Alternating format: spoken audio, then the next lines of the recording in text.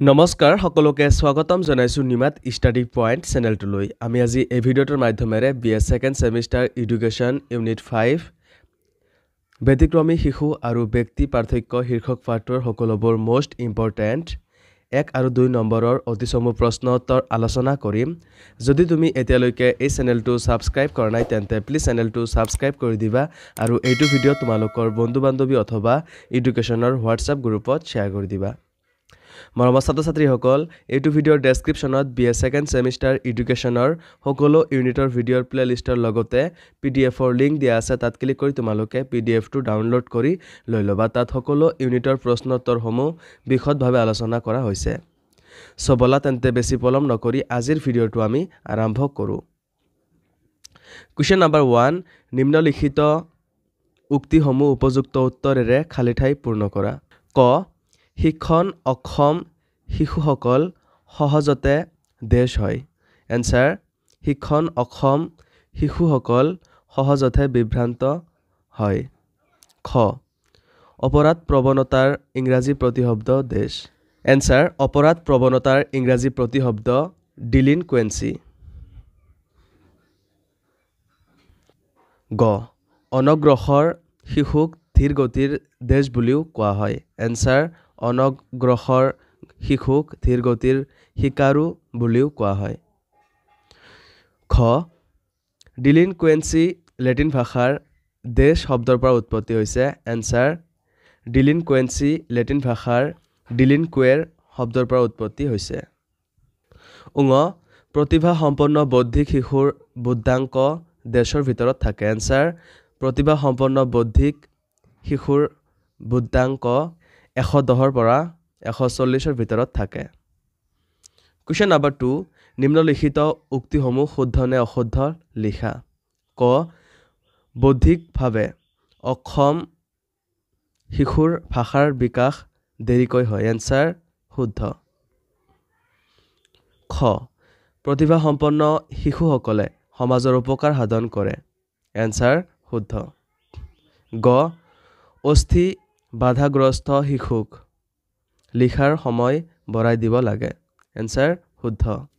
খ শিক্ষণ অক্ষম শিশুসকলৰ সঘনে খঙৰ বহিঃপ্ৰকাশ ঘটে এনসাৰ শুদ্ধ উঙ প্ৰতিভা সম্পন্ন ব্যক্তিত্বৰ শিশুসকলে হয় সু স্বাস্থ্যৰ অধিকাৰী এনসাৰ অশুদ্ধ কোৱেশ্চন নম্বৰ 3 এটা অসাধাৰণ প্ৰতিভা সম্পন্ন সকলৰ বুদ্ধিৰ মান কিমান এনসাৰ অসাধাৰণ প্ৰতিভা সম্পন্ন সকলৰ বুদ্ধিৰ মান হয় 160ৰ ওপৰত কোৱেশ্চন নম্বৰ 4 প্ৰতিভা সম্পন্ন শিশুৰ বুদ্ধাংক কিমান এনসাৰ প্ৰতিভা সম্পন্ন শিশুৰ বুদ্ধাংক IQ হয় উচ্চ মান বিশিষ্ট 120ৰ পৰা 140ৰ ভিতৰত কোৱেশ্চন নম্বৰ 5 এটা সাধাৰণ শ্ৰেণীকোঠাত প্ৰতিভা সম্পন্ন শিশুৰ সংখ্যা কিমান এনসাৰ এটা সাধাৰণ শ্ৰেণীকোঠাত এওঁলোকৰ সংখ্যা হয় শতকৰা 3 আৰু 6ৰ ভিতৰত কোৱেশ্চন নম্বৰ 6 কোন চনত কোনে শিক্ষণৰ অক্ষমতাৰ অৰ্থ নিৰ্ণয় কৰিছিল এনসাৰ 1963 চনত সামুৱেল কিৰ্কে শিক্ষণৰ অক্ষমতাৰ অৰ্থ নিৰ্ণয় কৰিছিল কোৱেশ্চন নম্বৰ 7 দৃষ্টি বাধাগ্ৰস্ত শিশুৰ প্ৰকাৰ দুটা কি কি এনসাৰ দৃষ্টি বাধাগ্ৰস্ত শিশুৰ প্ৰকাৰ দুটা হল ক পুনৰ আংশিকভাৱে অন্ধ আৰু খ সম্পূৰ্ণভাৱে অন্ধ কোৱেশ্চন নম্বৰ 8 প্ৰতিভাৱান শিশু কাক বোলে এনসাৰ যিসকল শিশুৰ বুদ্ধাংক 120ৰ পৰা 140ৰ ভিতৰত বা তাতকৈ ওপৰত থাকে তেওঁলোকক প্ৰতিভা সম্পন্ন বুলিও কোৱা হয় কোৱেশ্চন নম্বৰ 9 কোনে অৰ্থপেডিক শব্দটো গ্ৰীক শব্দ অৰ্থছ আৰু পাইডিয়ছ নামৰ দুটা শব্দৰ সমন্বয়ত প্ৰকাশ কৰিছিল এনসাৰ অৰ্থপেডিক শব্দটো গ্ৰীক শব্দ অৰ্থছ আৰু পাইডিয়ছ নামৰ দুটা শব্দৰ সমন্বয়ত নিকোলাছ এড্ৰি নামৰ ব্যক্তি এজনে প্ৰকাশ কৰিছিল কোৱেশ্চন নম্বৰ 10 ডেলিনকুৱেন্সি শব্দটো কোনটো ভাষাৰ পৰা উৎপত্তি হৈছে ইয়াৰ অৰ্থ কি এনসাৰ অপৰাধ প্ৰৱণতাৰ ইংৰাজী প্ৰতিশব্দ ডেলিনকুৱেঞ্চি লেটিন ভাষাৰ ডেলিনকুৱেৰ শব্দৰ পৰা উৎপত্তি হৈছে ইয়াৰ অৰ্থ হ'ল ডে অৰ্থাৎ আঁতৰত বা নিলগত থকা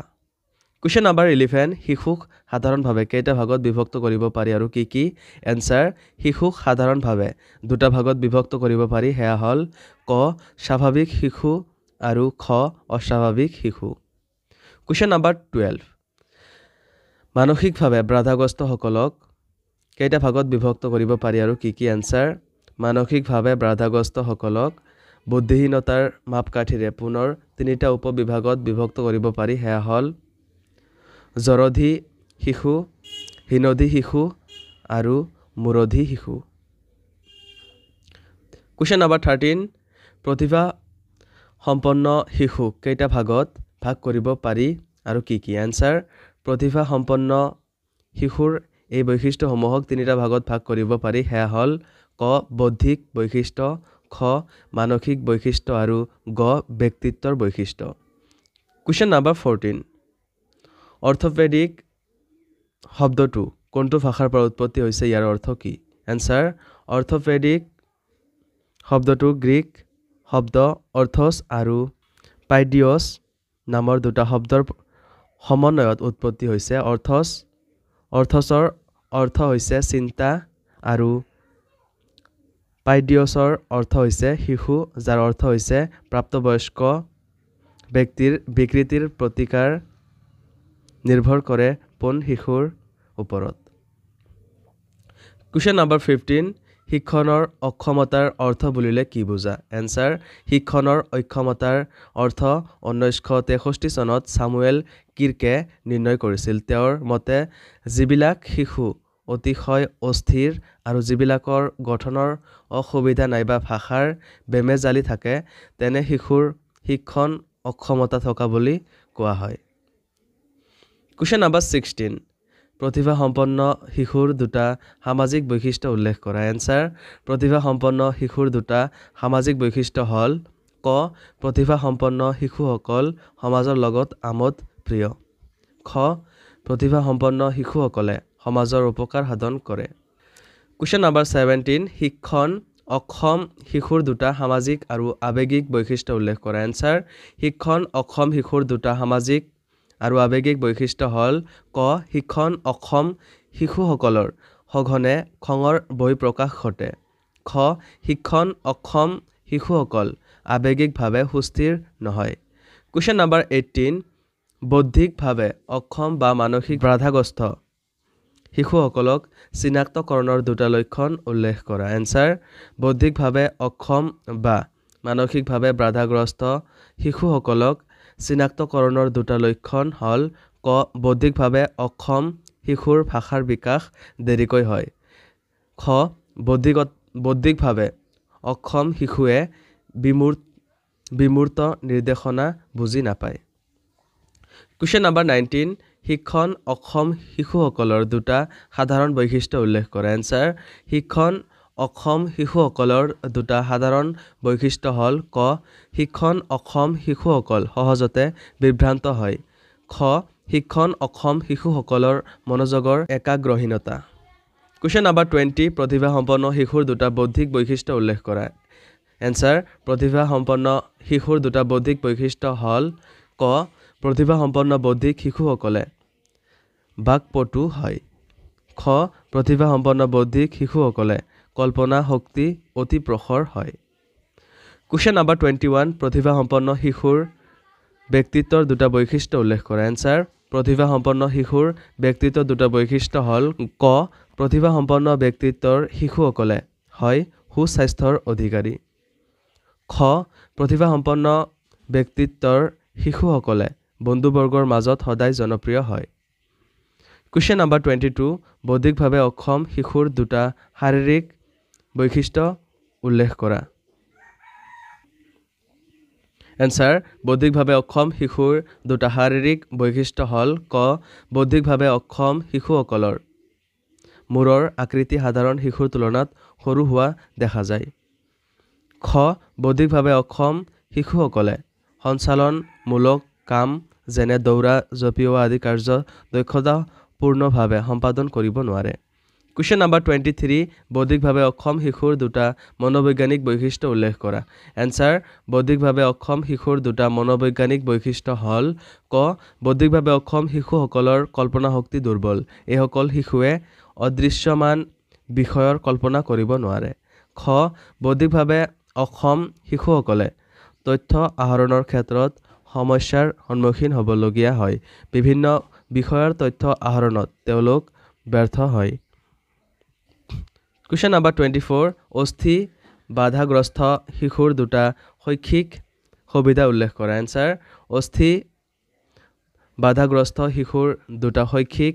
সুবিধা হ'ল ক লিখা কাম আৰু গৃহকৰ্ম কমকৈ দিব লাগে খ অস্থি বাধাগ্ৰস্ত শিশুক লিখাৰ সময় বঢ়াই দিব লাগে Question number 25 শ্ৰেণীকক্ষত ব্যক্তি পাৰ্থক্যৰ দুটা মনোবৈজ্ঞানিক তাৎপৰ্যৰ দিশ উল্লেখ কৰা এনসাৰ শ্ৰেণীকক্ষত ব্যক্তি পাৰ্থক্যৰ দুটা মনোবৈজ্ঞানিক তাৎপৰ্যৰ দিশ হ'ল ক বিভিন্ন ছাত্ৰ-ছাত্ৰীৰ আগ্ৰহ যোগ্যতা আৰু প্ৰয়োজনৰ ওপৰত ভিত্তি কৰি পাঠ্যক্ৰম ৰচনা কৰিব লাগে খ ছাত্ৰ-ছাত্ৰীৰ ব্যক্তিগত প্ৰয়োজনীয়তাৰ ওপৰত ভিত্তি কৰি পৰামৰ্শদাতাই ছাত্ৰ-ছাত্ৰীক উপযুক্ত ব্যক্তিগত নিৰ্দেশনা প্ৰদান কৰিব লাগে Question number 26 শিক্ষণ অক্ষম শিশুসকলৰ আচৰণগত দুটা বৈশিষ্ট্য উল্লেখ কৰা এনসাৰ শিক্ষণ অক্ষম শিশুসকলৰ আচৰণগত দুটা বৈশিষ্ট্য হ'ল ক শিক্ষণ অক্ষম শিশুসকলে কোনো এটা কাৰ্য ধাৰাবাহিকভাৱে বহু সময়ৰ বাবে কৰি থাকিব নোৱাৰে খ কৰ্মৰ ক্ষেত্ৰত শিক্ষণ অক্ষম শিশুসকল অতি দুৰ্বল তেওঁলোকে লাহে লাহে কাৰ্য সম্পাদন কৰে আৰু যত্নহীনভাৱে কাৰ্য সম্পাদন কৰে Question number 27 শিক্ষণ অক্ষম শিশুসকলৰ দুটা মনোবৈজ্ঞানিক বৈশিষ্ট্য উল্লেখ কৰা এনসাৰ শিক্ষণ অক্ষম শিশুসকলৰ দুটা মনোবৈজ্ঞানিক বৈশিষ্ট্য হ'ল ক শিক্ষণ অক্ষম শিশুসকল স্নায়ৱিকভাৱে দুৰ্বল এই শ্ৰেণীৰ শিশুসকলে কিছুমান স্নায়ৱিক সমস্যাত ভোগে খ শিক্ষণ অক্ষম শিশুসকল ভাষাৰ ক্ষেত্ৰত অক্ষম হয় ভাষাৰ ব্যৱহাৰ ভাষাৰ প্ৰকাশভংগী ব্যাকৰণৰ ব্যৱহাৰৰ ক্ষেত্ৰত সমস্যাৰ সন্মুখীন হয় Question number 28 প্ৰতিভাসম্পন্ন শিশুৰ দুটা বৈশিষ্ট্য উল্লেখ কৰা এনসাৰ প্ৰতিভাসম্পন্ন শিশুৰ দুটা বৈশিষ্ট্য হ'ল ক প্ৰতিভাসম্পন্ন শিশু হয় আৱেগিকভাৱে সুস্থ সুনিয়ন্ত্ৰিত আৰু পূৰ্ণতাপ্ৰাপ্ত খ প্ৰতিভাসম্পন্ন শিশুৰ ব্যৱহাৰিক আৰু সাধাৰণ জ্ঞান সৰ্বসাধাৰণ শিশুতকৈ বেছি থাকে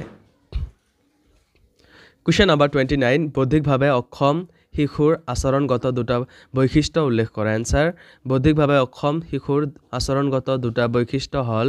ক বৌদ্ধিকভাৱে অক্ষম শিশুসকলে পৰিৱেশ পৰিস্থিতিৰ লগত সহজতে মুক্ত সমাযোজনা কৰিব নোৱাৰে খ বৌদ্ধিকভাৱে অক্ষম শিশুৰ সৃষ্টিশীল গুণ নাথাকে সেইবাবে তেওঁলোকে সৃজনাত্মক কামত হাত নিদিয়ে Question number 30 অপ্ৰখৰ মানসিক বাধাগ্ৰস্ত শিশুৰ শিক্ষাৰ বাবে গ্ৰহণ কৰিবলগীয়া দুটা ব্যৱস্থা উল্লেখ কৰা এনসাৰ অপ্ৰখৰ মানসিক বাধাগ্ৰস্ত শিশুৰ শিক্ষাৰ বাবে গ্ৰহণ কৰিবলগীয়া দুটা ব্যৱস্থা হ'ল ক এই শিশুসকলক শিক্ষা প্ৰদানৰ বাবে দৃশ্য শ্ৰাব্য সঁজুলি ব্যৱহাৰ কৰিব লাগে খ শিশুৰ আত্মসচেতনতাৰ বিকাশ সাধনৰ বাবে উপযুক্ত ব্যৱস্থা গ্ৰহণ কৰিব লাগে Question number 31 তীব্ৰভাৱে মানসিক বাধাগ্ৰস্ত শিশুক শিক্ষা প্ৰদানৰ ক্ষেত্ৰত গুৰুত্ব প্ৰদান কৰিবলগীয়া দুটা ব্যৱস্থা উল্লেখ কৰা এনসাৰ তীব্ৰভাৱে মানসিক বাধাগ্ৰস্ত শিশুক শিক্ষা প্ৰদানৰ ক্ষেত্ৰত গুৰুত্ব প্ৰদান কৰিবলগীয়া দুটা ব্যৱস্থা হ'ল ক তীব্ৰভাৱে মানসিক বাধাগ্ৰস্ত শিশুসকলৰ বাবে ইন্দ্ৰিয় প্ৰশিক্ষণৰ ব্যৱস্থা গ্ৰহণ কৰিব লাগে খ তীব্ৰভাৱে মানসিক বাধাগ্ৰস্ত শিশুসকলৰ ভাষাৰ বিকাশ সাধনৰ বাবে উপযুক্ত ব্যৱস্থা গ্ৰহণ কৰিব লাগে Question number 32 গভীৰভাৱে মানসিক বাধাগ্ৰস্ত শিশুৰ শিক্ষাৰ ক্ষেত্ৰত কৰিবলগীয়া দুটা কাম উল্লেখ কৰা এনসাৰ গভীৰভাৱে মানসিক বাধাগ্ৰস্ত শিশুৰ শিক্ষাৰ ক্ষেত্ৰত কৰিবলগীয়া দুটা কাম হল ক হোচ প্ৰস্তাৱ কৰা খোৱা বোৱা কৰা কাপোৰ পিন্ধা আদি বিষয় শিকাব লাগে খ আত্ম ৰক্ষামূলক কাৰ্যত গুৰুত্ব প্ৰদান কৰিব লাগে যেনে পানীৰ পৰা আঁতৰত থকা জুইৰ ওচৰলৈ নোযোৱা জীৱ-জন্তুৰ পৰা আঁতৰত থকা ইত্যাদি Question number 33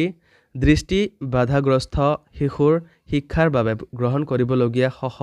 পাঠ্যক্ৰমিক কাৰ্যসূচী দুটা ব্যৱস্থা উল্লেখ কৰা এনসাৰ দৃষ্টি বাধাগ্ৰস্ত শিশুৰ শিক্ষাৰ বাবে গ্ৰহণ কৰিবলগীয়া সহ পাঠ্যক্ৰমিক কাৰ্যসূচীৰ দুটা ব্যৱস্থা হল ক কলা চৰ্চা সংগীত বাদ্যযন্ত্ৰৰ প্ৰশিক্ষণ তৰ্ক কবিতা আবৃত্তি সাহিত্য চৰ্চা ইত্যাদি খ অভিনয় কৰা আংশিক বাধাগ্ৰস্তসকলৰ বাবে ছবি অঁকা নৃত্য গীত আদিৰ ব্যৱস্থা কৰা ইত্যাদি Question number 34 সংশোধিত অভিজ্ঞতাৰ সাধাৰণ পাঠ্যক্ৰমৰ দুটা ব্যৱস্থা উল্লেখ কৰা এনসাৰ অন্ধ শিশুসকলৰ শিক্ষা প্ৰদানৰ ক্ষেত্ৰত কৰিবলগীয়া বিধি দুটা ব্যৱস্থা হল ক বিকল্প অভিজ্ঞতা প্ৰদানৰ ওপৰত গুৰুত্ব প্ৰদান কৰিব লাগে খ অন্ধ শিশুক শিক্ষণীয় বিষয়বস্তু শিক্ষণ পদ্ধতি শিক্ষণ সঁজুলি আদিৰ দ্বাৰা শিক্ষণ অভিজ্ঞতা প্ৰদান কৰিব লাগে মৰমৰ ছাত্ৰ-ছাত্ৰীসকল আজিলৈ এইখিনিয়ে আশা কৰো এই ভিডিঅটো তোমালোকক সহায় কৰিছে যদি ভিডিঅটো ভাল লাগিছে তেন্তে এইটো ভিডিঅ তোমালোকৰ বন্ধু-বান্ধৱী অথবা এডুকেশ্যনৰ হোৱাটছআপ গ্ৰুপত শ্বেয়াৰ কৰি দিবা চেনেলটো যদি এতিয়ালৈকে সাবস্ক্ৰাইব কৰা নাই তেন্তে প্লিজ চেনেলটো সাবস্ক্ৰাইব কৰি দিবা মৰমৰ ছাত্ৰ-ছাত্ৰীসকল এইটো ভিডিঅ ডেসক্ৰিপচনত বিএ সেকেন্ড সেমিষ্টাৰ এডুকেশ্যনৰ সকলো ইউনিটৰ ভিডিঅৰ প্লেলিষ্টৰ লগতে পিডিএফৰ লিংক দিয়া আছে তাত ক্লিক কৰি তোমালোকে পিডিএফটো ডাউনলোড কৰি লৈ লবা তাত সকলো ইউনিটৰ প্ৰশ্ন উত্তৰসমূহ বিশদভাৱে আলোচনা কৰা হৈছে ধন্যবাদ